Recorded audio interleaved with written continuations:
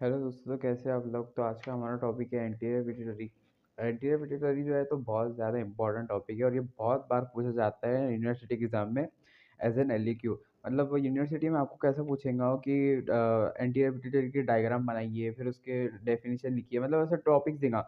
और उसके अंदर भी ग्रोथ हार्मोन तो आपको बहुत ही मेनली ग्रोथ हार्मोन पूछेगा, और ग्रोथ हार्मोन भी मैंने आपके तरफ से बनाया। ग्रोथ हार्मोन आपको पूछेगा। फिर तो मैं आपको पहले बताऊंगा कि इसके अंदर आपको टॉपिक्स कौन से कवर करने हैं, उसके बाद हम फिर वीडियो को डिटेल में देखेंगे। तो शुरू करते हैं हम। तो पहले मैं आपको बताता हूँ कि इसके अंदर टॉपिक कौन से कवर करने हैं आपको। पहले समझ लीजिए, अगर उसने एक होल क्वेश्चन पूछा यूनिवर्सिटी में कि पूरा एंटीरियर पिट्यूटरी लिखना है, तो मैंने आपको हर चीज़ के अंदर दी है एंटीरियर पिट्यूटरी की। तो पहले हम पार्ट्स देखेंगे, फिर उसकी फिर हम उसकी हिस्टोलॉजी देखेंगे। फिर उसके बाद हिस्टोलॉजी के बाद हम उसकी रेगुलेशन देखेंगे कि मतलब एंटीरियर पिट्यूटरी रेगुलेट किससे होता है। फिर रेगुलेशन देखने के बाद हम देखेंगे कि उससे हार्मोन्स कौन से निकलते हैं एंटीरियर पिट्यूटरी से। फिर उसके बाद हम ग्रोथ हार्मोन देखेंगे। ग्रोथ हार्मोन की कैरेक्टरिस्टिक देखेंगे, सोर्स केमिस्ट्री, ब्लड लेवल, फिर daily output, transport, half life, metabolism, action. फिर उसके बाद यहाँ पर देखेंगे रेगुलेशन ऑफ सिक्रीशन, मतलब एंटीरियर पिट्यूटरी के जो हार्मोन्स है, नहीं सॉरी, जो ग्रोथ हार्मोन है तो कैसे रेगुलेट होता है। फिर उसके बाद other hormones of anterior pituitary देखेंगे। और मैं आपको जो है तो उसके जो अप्लाइड है तो उसके लिए एक सेपरेट वीडियो बनाऊंगा मैं अप्लाइड के वास्ते, क्योंकि इसके अप्लाइड पे भी अलग से एक शॉर्ट नोट भी आती है यूनिवर्सिटी के एग्जाम में। तो मैं उसके लिए आपको एक अलग से वीडियो बनाऊंगा। तो हम अभी एंटीरियर पिट्यूटरी चालू करते हैं। पहले हम देखेंगे कि एंटीरियर पिट्यूटरी क्या है। तो एंटीरियर पिट्यूटरी क्या है, मास्टर ग्लैंड है। मतलब इसे क्या कहते हैं, मास्टर ग्लैंड भी कहते हैं। यहाँ पर एक डायग्राम भी है। ये डायग्राम जो है तो ये अपने चैटर्जी की डायग्राम है। तो अगर यूनिवर्सिटी के एग्जाम में एलक्यू में आपको ये भी कह सकते हैं कि उसकी नीट एंड क्लीन डायग्राम बनाइए, तो नीट आपको ये वाली डायग्राम बनाए। सेम्बुलिज्म में भी एक अलग डायग्राम है, लेकिन वो बहुत सिंपल डायग्राम है। जो चैटर्जी वाली डायग्राम है तो वो थोड़ी डिटेल डायग्राम है, तो मैं प्रेफर करूँगा आपको कि आप ये डायग्राम बनाइए।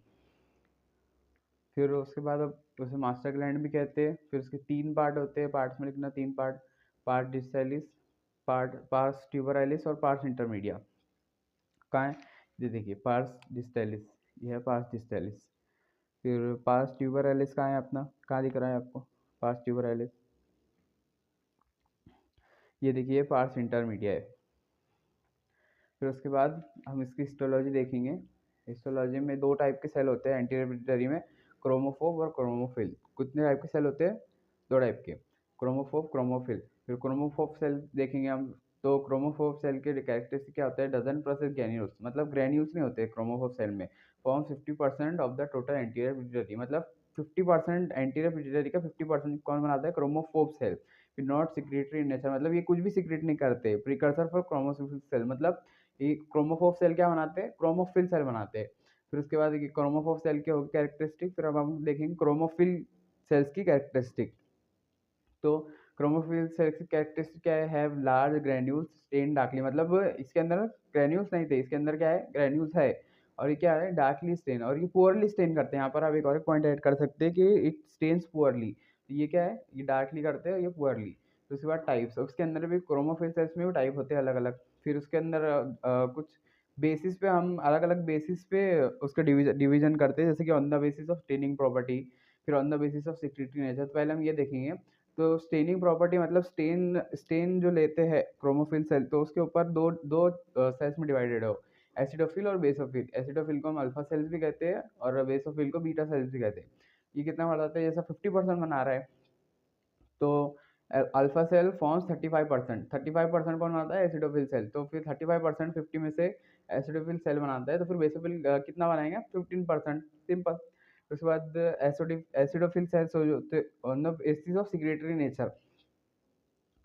तो सिक्रेटरी नेचर जो है, मतलब जो हार्मोन सिक्रेट करता है इंटीरियर पिट्यूटरी, तो उसके बेसिस पे भी और डिवाइडेड होते हैं।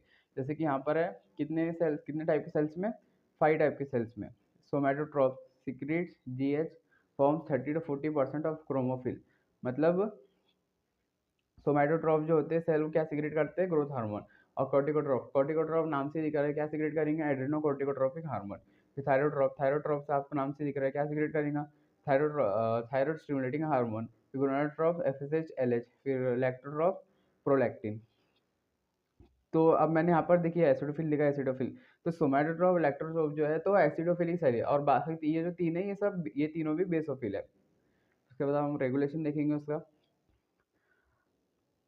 रेगुलेशन कैसा होता है एंटीरियर पिट्यूटरी का, anterior pituitary regulated by neuro hormone secreted by hypothalamus, these are transported through hypothalamo hypophyseal portal vessels, these are as follows. मतलब क्या होता है एंटीरियर पिट्यूटरी के जो एंटीरियर पिट्यूटरी है तो न्यूरो हार्मोन्स के जरिए से रेगुलेट होता है, और न्यूरो हार्मोन्स कहाँ से निकलता है, हाइपोथैलेमस से। और हाइपोथैलेमस से मतलब वो एंटीरियर पिट्यूटरी में किसके जरिए से जाते हैं, हाइपोथैलेमो हाइपोफाइशियल पोर्टल वेसल्स के जरिए से वो हाइपोथैलेमस से एंटीरियर पिट्यूटरी में जाते हैं। तो कौन कौन से होते हैं, तो देखिए पहले जीएचआरएच मतलब ग्रोथ हार्मोन रेगुलेटिंग हार्मोन, फिर जीएचआरपी मतलब ग्रोथ हार्मोन रेगुलेटिंग पॉलीपेप्टाइड, फिर उसके बाद है जीएचआईएच मतलब ग्रोथ हार्मोन इनहिबिटिंग हार्मोन, उसके बाद टीआरएच है मतलब थायराइड रेगुलेटिंग हार्मोन, फिर थायराइड रिलीजिंग हार्मोन, फिर सीआरएच है कॉर्टिकोट्रोपिन रिलीजिंग हार्मोन, फिर जीएनआरएच है गोनाडोट्रोपिन रिलीजिंग हार्मोन, फिर उसके बाद पीएचआईएच है प्रोलैक्टिन इनहिबिटिंग हार्मोन।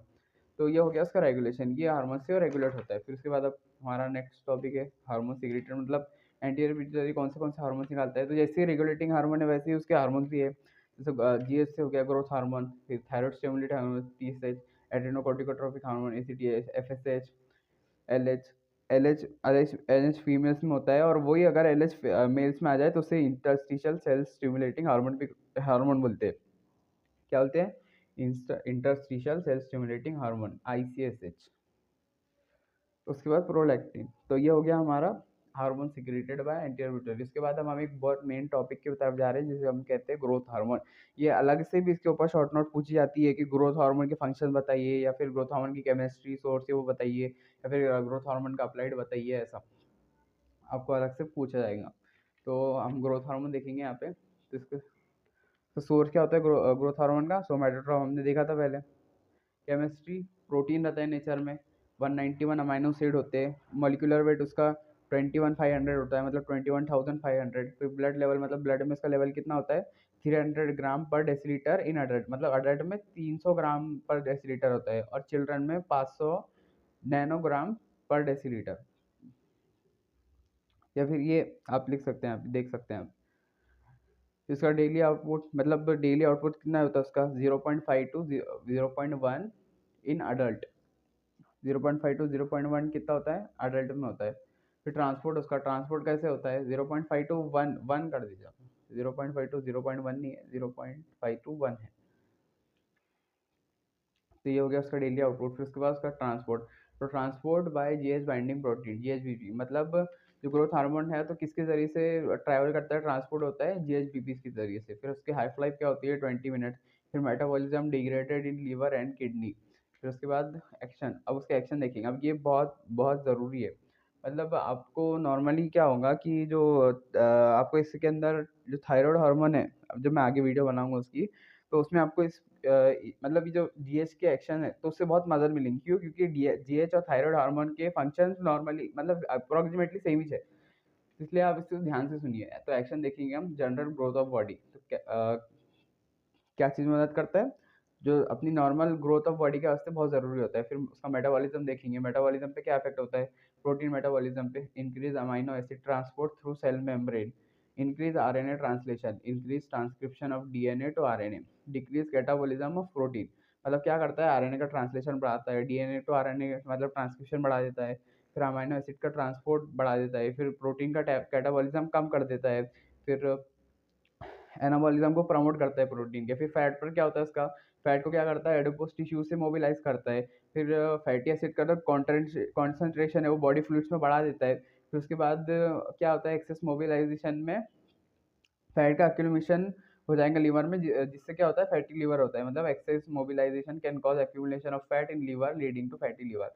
फिर उसके बाद कार्बोहाइड्रेट पे क्या होता है इसका, कार्बोहाइड्रेट पे उसका एक्शन क्या होता है, कंजर्वेशन ऑफ ग्लूकोज, मतलब ग्लूकोज को क्या करता है, कंजर्वेशन करता है। फिर ग्लूकोज का पेरिफेरल यूटिलाइजेशन भी कम कर देता है। फिर increase deposition of glycogen in cells, मतलब ग्लाइकोजन का डिपोजिशन सेल्स में बढ़ा देता है। फिर decrease uptake of glucose by the cells, मतलब ग्लूकोज का अपटेक भी कम कर देता है सेल्स सेल्स के जरिए से। फिर diabetogenic effect leading two diabetes mellitus और फुल ब्लोन डायबिटीज मेलिटस।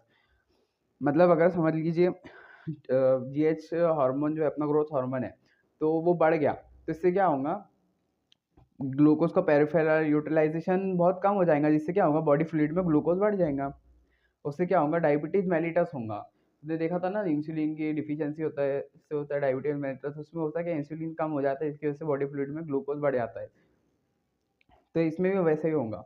फिर बोन्स, बोन्स पर क्या होता है इसका, in embryonic stage GH is responsible for differentiation and development of bone cells, मतलब बोन सेल्स के डिफरेंशिएशन और डेवलपमेंट के वास्ते जीएच हार्मोन बहुत ज़रूरी होता है। फिर increase growth of skeleton, skeleton का ग्रोथ कराता है। फिर increase both length as well as thickness of bones, thickness और लेंथ भी बढ़ाता है बोन्स की। फिर उसके बाद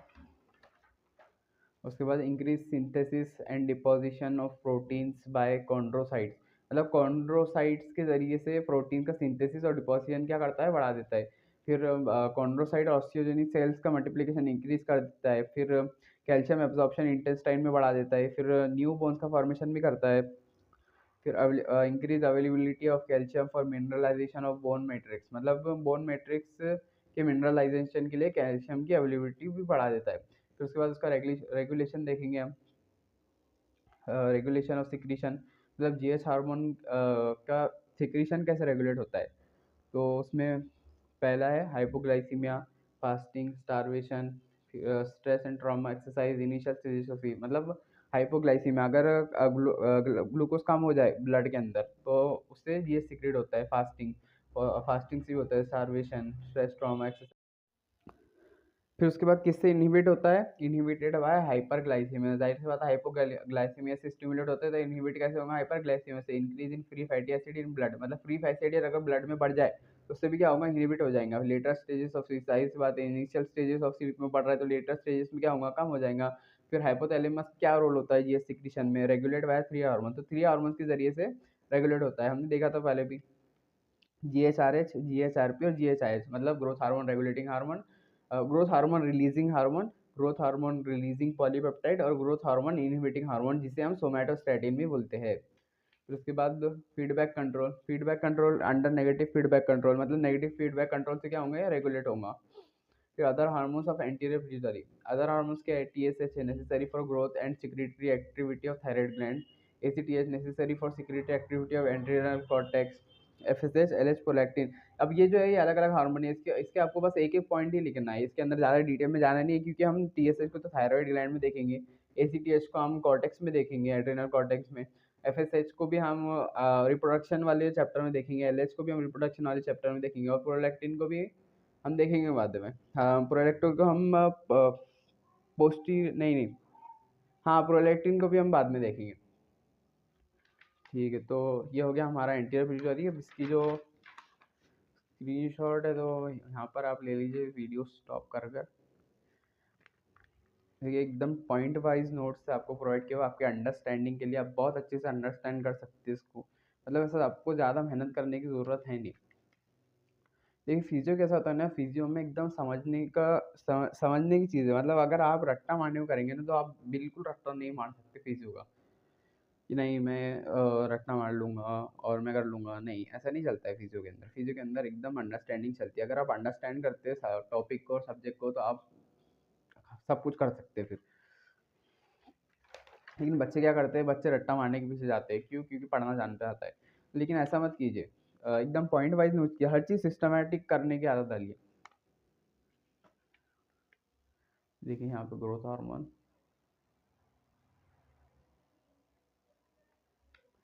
ग्रोथ हार्मोन के जो एक्शंस है, तो वो आप एकदम अच्छे से याद कर लीजिए, क्यों, क्योंकि आगे की वीडियोस में भी आपको, जब आप थायराइड ग्लैंड पढ़ेंगे, तो आपको लगेगा कि हम जीएच की एक्शन पढ़ रहे हैं, थायराइड हार्मोन के एक्शन जब पढ़ेंगे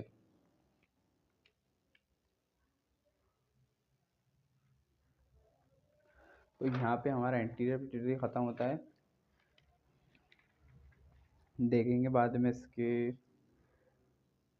क्या, नहीं, अप्लाइड, अप्लाइड के अलग से नोट्स बनाऊंगा मैं आपको, और वो प्रोवाइड करूँगा। तो इस वीडियो को ज़्यादा से ज़्यादा आगे बढ़ाइए अपने दोस्तों में, क्लासमेट्स में, ताकि उनको भी और उन्हें समझाइए कि जैसे कि फिजियोलॉजी जो है तो वो एक रट्टा मारने वाला टॉपिक नहीं है, फिजियोलॉजी एकदम समझने का टॉपिक है। तो ठीक है, थैंक यू बहुत बहुत आपका देखने के लिए। मिलते हैं हम अगली वीडियो में।